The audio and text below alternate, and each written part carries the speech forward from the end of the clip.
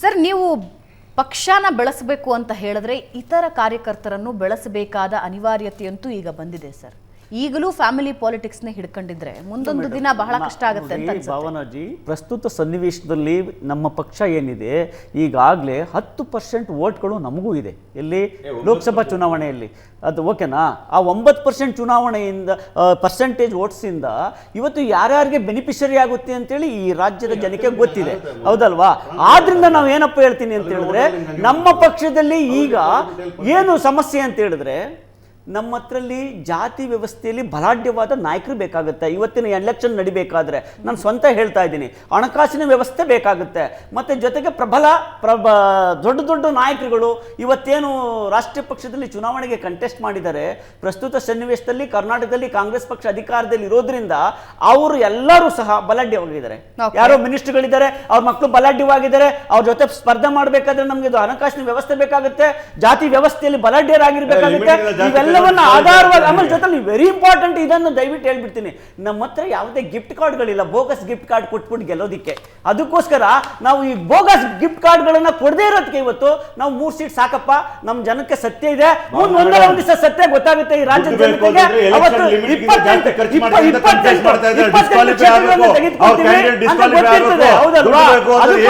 ಅದಕ್ಕೆ ನಾವು ಒಂದು ಕೆಲಸ ಮಾಡ್ತಾ ಇದೀವಿ. ಈ ಬಾರಿ ಎಲ್ಲೆಲ್ಲಿ ಕುಮಾರಸ್ವಾಮಿ ಅವರಿಗೆ ಒಂದು ಕರೆ ನೀಡಿದ್ದಾರೆ ಆಸ್ಪತ್ರೆಗೆ ಹೋಗಕ್ಕೆ ಮುಂಚೆನೆ, ಈ ಬಾರಿ ಎಲ್ಲೆಲ್ಲಿ ಸೀರೆಗಳನ್ಸ್ತಾರೆ, ಎಲ್ಲೆಲ್ಲಿ ಕುಕ್ಕರ್ಗಳನ್ಸ್ತಾರೆ, ಎಲ್ಲೆಲ್ಲಿ ದುಡ್ಡು ಕೊಡ್ತಾರೆ, ಸುಟ್ಟಾಕಿ ಅವನ ಅಂತ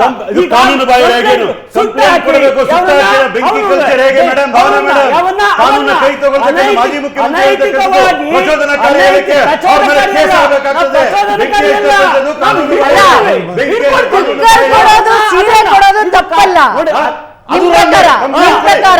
ಕುಕ್ಕರು ಸೀರೆ ಕೊಡೋದು ತಪ್ಪಲ್ಲ.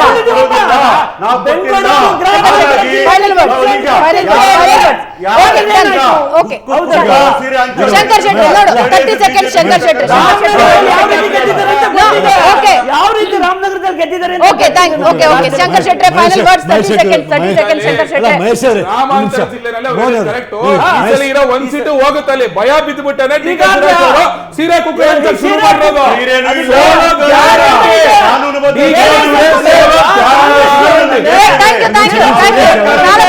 ಧನ್ಯವಾದ ಚರ್ಚೆಯಲ್ಲಿ ಭಾಗಿಯಾಗಿದ್ದಕ್ಕೆ. ಇದು ಈ ಹೊತ್ತಿನ ವಿಶೇಷ ಕಾರ್ಯಕ್ರಮ. ಎಲೆಕ್ಷನ್ಗಳ ಮೇಲೆ ಎಲೆಕ್ಷನ್ ಬಂದ್ರೂ ಕೂಡ ಕುಟುಂಬ ರಾಜಕಾರಣದ ಭೂತ ಇಡೀ ದೇಶನ ಬೆಂಬಿಡದೆ ಕಾಡ್ತಾ ಇದೆ. ಇದು ಹೀಗೆ ಮುಂದುವರಿತಾ ಇದೆ. ಸಾಮಾನ್ಯ ಕಾರ್ಯಕರ್ತ ಕೆಲಸ ಮಾಡ್ತಿರ್ತಾನೆ, ಕುಟುಂಬ ರಾಜಕಾರಣ ಬೆಳೀತಾ ಇರುತ್ತೆ. ಇದು ಈ ಹೊತ್ತಿನ ವಿಶೇಷ. ನೇರ, ದಿಟ್ಟ, ನಿರಂತರ ಸುದ್ದಿಗಾಗಿ ನೋಡ್ತಾ ಇರಿ ಏಷ್ಯಾನೆಟ್ ಸುವರ್ಣ ನ್ಯೂಸ್.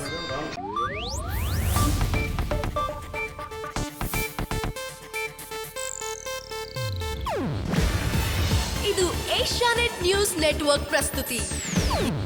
ನೀವು ನೋಡ್ತಿದ್ದೀರಾ ಏಷ್ಯಾನೆಟ್ ಸುವರ್ಣ ನ್ಯೂಸ್.